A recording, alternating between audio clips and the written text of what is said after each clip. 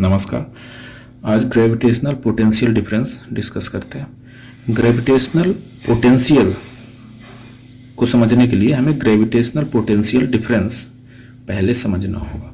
Gravitational potential difference between two point. अब gravitational potential difference की बात कर रहे हैं तो हम दो पॉइंट के बीच में ग्रेविटेशनल पोटेंशियल डिफरेंस की बात करें। अब gravitational potential difference between two point V A minus V B, मान लीजिए पॉइंट ए पॉइंट बी लेते हैं तो इनके बीच में जो ग्रेविटेशनल पोटेंशियल डिफरेंस होगा वो होगा equal to V A minus V B equal to work done to move a unit mass from B to A by external agent. Work done by external agent यहाँ पे लेंगे। Unit mass की बात कर रहे हैं इसलिए यहाँ पे डिवाइड कर दिया एम से। तो पोटेंशियल डिफरेंस जो इक्वल टू होगा work done by external agent to move a unit mass from final point to initial point, it's called potential difference. अब पोटेंशियल डिफरेंस ये दो पॉइंट के बीच का हो गया। अब हमें अगर पोटेंशियल एट अ पॉइंट निकालना है, अब gravitational potential at a point यहाँ पे लिख लेते हैं। Potential at a point. अब पोटेंशियल एट अ पॉइंट अगर निकालना है तो हमें फिजिक्स में ऐसा कुछ डिफाइन नहीं पोटेंशियल एट अ पॉइंट, हमें डिफरेंस से ही पोटेंशियल एट अ पॉइंट हम निकाल सकते हैं। उसके लिए हम यूज कर सकते हैं किसी एक ऐसी लोकेशन को चूज कर सकते हैं जहां पे पोटेंशियल जीरो हो और वहां पे वी बी को ले जाते हैं जिससे V B equal to zero हो जाएगा तो हमें potential equal to V A यहाँ से मिल जाएगा। अब हमने सपोज किया कि potential at infinity equal to zero. अब potential at infinity equal to zero ये एजम्पशन लिया गया है फिजिक्स में। तो पोटेंशियल एट इन्फिनिटी, तो अब वी बी जो ये बी पॉइंट है इसको हम कहाँ ले जाएंगे, इन्फिनिटी पे, तो जिससे V B equal to zero हो जाएगा। अब वी कहाँ आ गया, बी पॉइंट आ गया इन्फिनिटी पे। और अब यहाँ से जब हम V A minus V B निकालेंगे तो ये हो जाएगा work done by external agent to move a unit mass from infinity to A. Unit mass है हम से डिवाइड करेंगे, यहाँ से V B equal to zero, V B equal to zero रखेंगे तो ये हो जाएगा V A equal to work done to move a unit mass from infinity to a will be equal to gravitational potential at point A। ये हो गया gravitational potential at point A। अब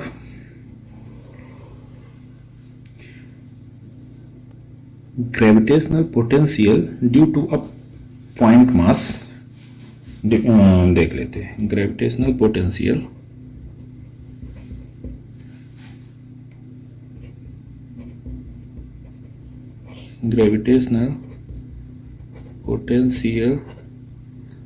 due to point mass, gravitational potential देख लेते हैं।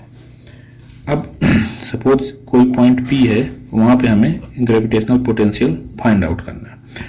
अब किसी point पे ग्रेविटेशनल पोटेंशियल फाइंड आउट करने के लिए हम एक पॉइंट मास लेंगे स्मॉल m, उसको रखेंगे इन्फिनिटी पे, फिर उसको with the help of external agent इसको मूव कराएंगे from infinity to point A, और जितना work done by external agent होगा वो डिवाइड कर देंगे इस स्मॉल m से, तो पॉइंट ए का ग्रेविटेशनल पोटेंशियल आ जाएगा। ठीक है, तो अब हमें मान लीजिए पॉइंट पी पे ग्रेविटेशनल पोटेंशियल निकालना है वीपी। तो सबसे पहले हम इन्फिनिटी पे जाके स्मॉल एम मास लेंगे, इसको मूव कराएंगे with the help of external agent, और जितना वर्क डन आएगा हम infinity to P divided by small m कर देंगे, ये पोटेंशियल एट पी हो जाएगा। अब अगर इस पॉइंट P पे कोई ग्रेविटेशनल फील्ड नहीं है, मतलब इसके आसपास कोई भी मास नहीं रखा हुआ है, तो यहाँ पे वर्क डन जो होगा वो क्या होगा, जीरो होगा। क्यों वर्क डन जीरो होगा? पहली बात तो जो यहाँ पे ये जो वर्क डन करना पड़ रहा है और जो भी ये ग्रेविटेशनल पोटेंशियल डिफरेंस का जो फार्मूला है ये वैलिड होता है जब kinetic energy throughout the route should not be change. अब काइनेटिक एनर्जी चेंज नहीं होनी चाहिए, काइनेटिक एनर्जी सेम रहनी चाहिए from infinity to point P। अब यहाँ पे जब कोई भी मास नहीं रखा हुआ है, मतलब कोई भी ग्रेविटेशनल फील्ड इस पॉइंट P पे नहीं है, तब मास m को P तक लाने में हमें कोई भी वर्क नहीं करना पड़ेगा, कोई भी वर्क नहीं करना पड़ेगा। क्यों वर्क नहीं करना पड़ेगा? क्योंकि यहाँ पे जब कोई इसमें एक्सटर्नल फोर्स लग ही नहीं रहा है, तो जो एक्सटर्नल एजेंट है उसे वर्क भी नहीं करना पड़ेगा और ये पॉइंट मास जो m है वो पॉइंट P तक आ जाएगा विदाउट किसी वर्क, विदाउट एनी वर्क। और जब विदाउट एनी वर्क आ जाएगा तो यहाँ पे पोटेंशियल हो जाएगा जीरो। तो अगर यहाँ पे हम एक पॉइंट मास कैपिटल M रख देते हैं, अब ये पॉइंट मास इसके पास में पॉइंट P के पास में रखा हुआ है कैपिटल M को। अब ये कैपिटल M जो है यहाँ पे पॉइंट मास के पास है, तो ये पॉइंट P के पास है, तो ये स्मॉल m पर एक अट्रैक्शन की फोर्स लगाएगा। ये gravitational force always attractive force होती है, रिपल्सिव कभी नहीं होती। तो ग्रेविटेशनल फोर्स जो कैपिटल M मास है वो स्मॉल m मास पर अट्रैक्शन का फोर्स लगाएगा। अब ये अट्रैक्शन का फोर्स जो है स्मॉल m को कैपिटल M की तरफ अट्रैक्ट करेगा। अब इस स्मॉल m को P तक मूव करने के लिए हमें वर्क डन करना पड़ेगा कि नहीं करना पड़ेगा? क्योंकि ये तो इसको ऑलरेडी अट्रैक्ट कर रहा है। तो इसको जब इसको ये ऑलरेडी अट्रैक्ट कर रहा है तो इस पर एक एक्सीलरेशन आ जाएगा जब ये मूव करेगा टुवर्ड्स पॉइंट P। तो ये एक्सीलरेशन नहीं आना चाहिए, नहीं तो ये जो ग्रेविटेशनल पोटेंशियल का जो फार्मूला है वो वैलिड नहीं होगा, क्योंकि कंडीशन ऑलरेडी है कि kinetic energy should not be change. अब काइनेटिक एनर्जी चेंज ना हो उसके लिए जो इसकी वेलोसिटी है, जो इसका मतलब काइनेटिक एनर्जी है वो इक्वल होनी चाहिए from infinity to point P। अब इक्वल रहे काइनेटिक एनर्जी, उसके लिए हमें एक्सटर्नल एजेंट के द्वारा इस पर फोर्स लगाना होगा जो कि इसके अपोजिट डायरेक्शन में होगा, इसके मोशन के अपोजिट डायरेक्शन में होगा, क्योंकि कैपिटल M ऑलरेडी इसको अट्रैक्ट कर रहा है। तो एक्सटर्नल एजेंट इसके अपोजिट डायरेक्शन में, अट्रैक्शन के अपोजिट डायरेक्शन में एक फोर्स लगाएगा जिससे इसमें एक्सीलरेशन ना आए। तो जो वर्क डन होगा एक्सटर्नल एजेंट के द्वारा, वर्क डन निगेटिव होगा। क्यों? क्योंकि वर्क फोर्स जो लगा रहा है एक्सटर्नल एजेंट वो जो डिस्प्लेसमेंट है स्मॉल m का उसके अपोजिट में है। डिस्प्लेसमेंट तो इधर है स्मॉल m का, लेकिन force external agent opposite direction में लगा रहा है, तो इसलिए वर्क डन जो होगा वो निगेटिव होगा। वो वर्क डन एक्सटर्नल एजेंट द्वारा जो लगाया जाएगा वो निगेटिव होगा और ये पॉइंट P का पोटेंशियल आएगा minus work done by external agent to move unit mass from infinity to P। तो एक ये लाइन सोचने वाली कि gravitational potential always comes out to be negative, क्योंकि ग्रेविटेशनल फोर्स ऑलवेज अट्रैक्टिव होगा। तो जब ऑलवेज अट्रैक्टिव होगा तो जो एक्सटर्नल एजेंट फोर्स लगाएगा वो डिस्प्लेसमेंट के अपोजिट डायरेक्शन में लगाएगा, इसलिए वर्क डन जो आएगा वो निगेटिव आएगा। अब यहां से एक पॉइंट मास लेते हैं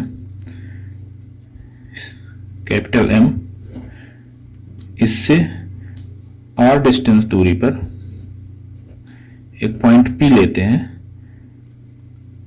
ना। अब पॉइंट P पे ग्रेविटेशनल पोटेंशियल कितना होगा इसको डिराइव करते हैं। तो अब ग्रेविटेशनल पोटेंशियल कितना होगा पॉइंट P पे, उसके लिए हमें सेम मेथड अपनाना है। इन्फिनिटी पे एक स्मॉल m मास का पॉइंट मास रखना है, उसको with the help of external agent move कराना है फ्रॉम इन्फिनिटी टू पी, और जितना वर्क डन आएगा वो डिवाइड कर देना है स्मॉल एम से। तो यहाँ पे लिखते हैं potential of P equal to work done by external agent to move a unit mass from infinity to P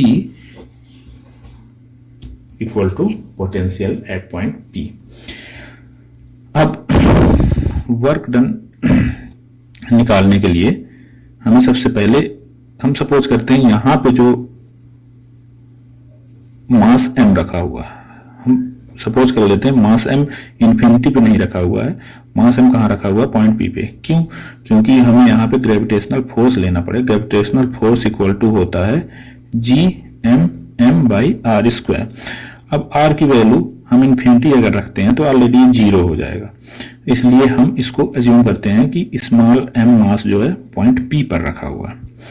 अब बिकॉज ये ग्रेविटेशनल फोर्स कंजर्वेटिव फोर्स है, कंजर्वेटिव फोर्स मतलब इसका राउंड ट्रिप में जो वर्क डन होगा वो 0 होगा। तो हम किसी भी डायरेक्शन में वर्क डन निकालेंगे और उसका उल्टा कर देंगे, मतलब उसमें माइनस लगा देंगे उस वर्क डन में, तो उसके अपोजिट डायरेक्शन का वर्क डन हमें फाइंड आउट हो जाएगा। तो हम पहले यहाँ सपोज करते हैं कि स्मॉल m मास जो रखा हुआ है वो रखा हुआ पॉइंट p पे, अज्यूम करते हैं। अब पॉइंट p से मूव कराएंगे स्मॉल m मास को इन्फिनिटी तक with the help of external agent.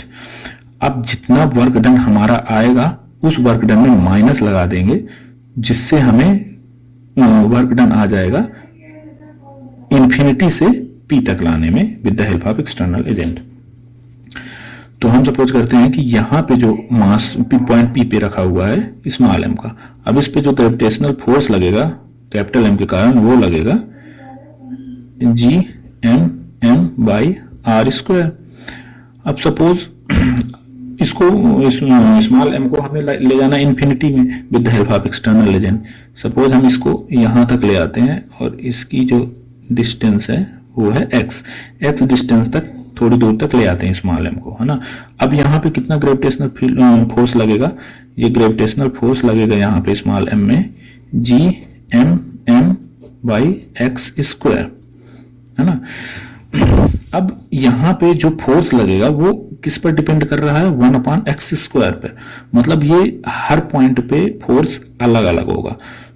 और हमें क्या करना है, टोटल फोर्स निकालना। क्यों? क्योंकि W इक्वल टू होता है Fs। W इक्वल टू क्या होता है, Fs, मतलब work done equal to force into displacement. अब जब वर्क डन वेरिएबल हो, वर्क डन क्या है, वेरिएबल है, जब वर्क डन वेरिएबल हो तब फोर्स, जब तो वर्क डन इक्वल टू होता है W equal to integration of F.ds। अब जो F.ds होता है वो इक्वल टू होता है F.ds cos थीटा। अब cos थीटा किसके किसके बीच का एंगल होता है, थीटा एंगल होता है फोर्स और डिस्प्लेसमेंट के बीच का एंगल होता है। तो यहाँ पे फोर्स भी इसी डायरेक्शन में है, डिस्प्लेसमेंट भी इसी डायरेक्शन में है, सेम डायरेक्शन में दोनों।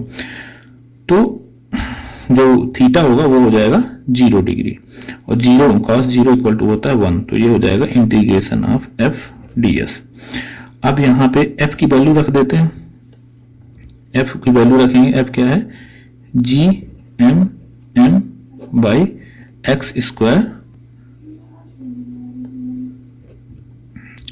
dx लेते हैं, सॉरी यहाँ पे s नहीं लेंगे, dx लेंगे, क्योंकि हम डिस्प्लेसमेंट जो डिस्टेंस ले रहे हैं वो x के टर्म में ले रहे हैं, तो मतलब हम dx लेंगे, यहाँ पे dx लेंगे।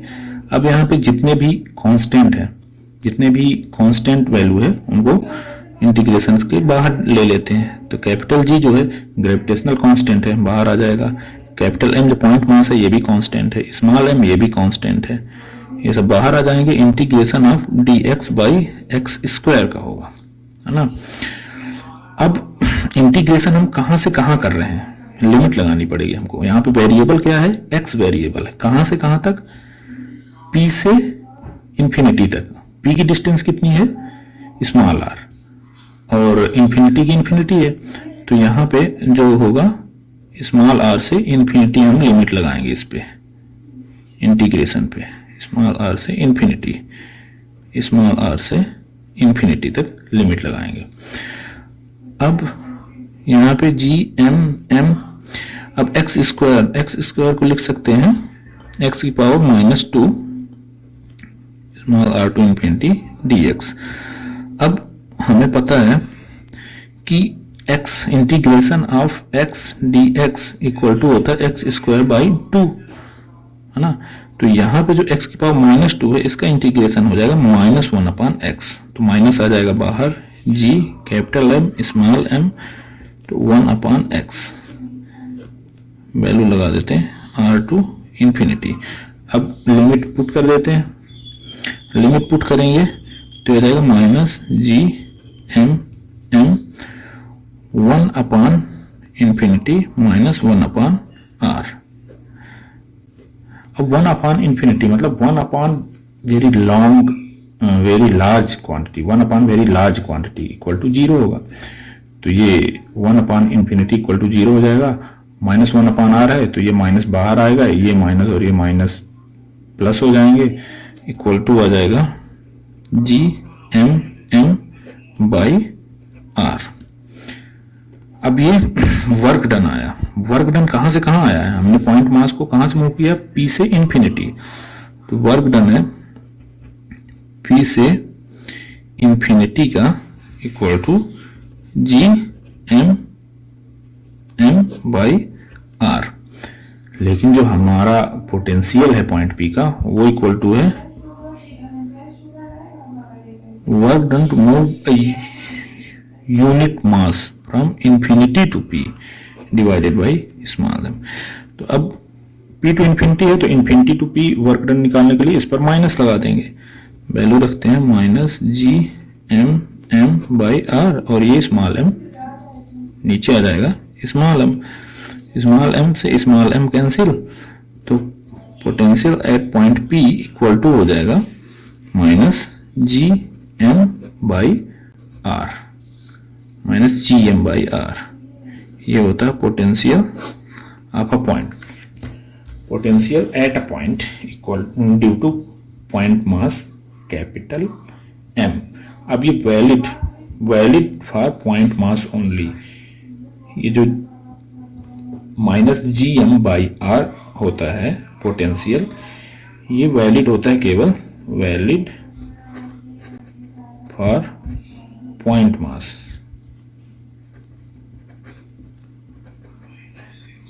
वैलिड फॉर पॉइंट मास, ये डिस्ट्रीब्यूटेड मास के लिए वैलिड नहीं होता।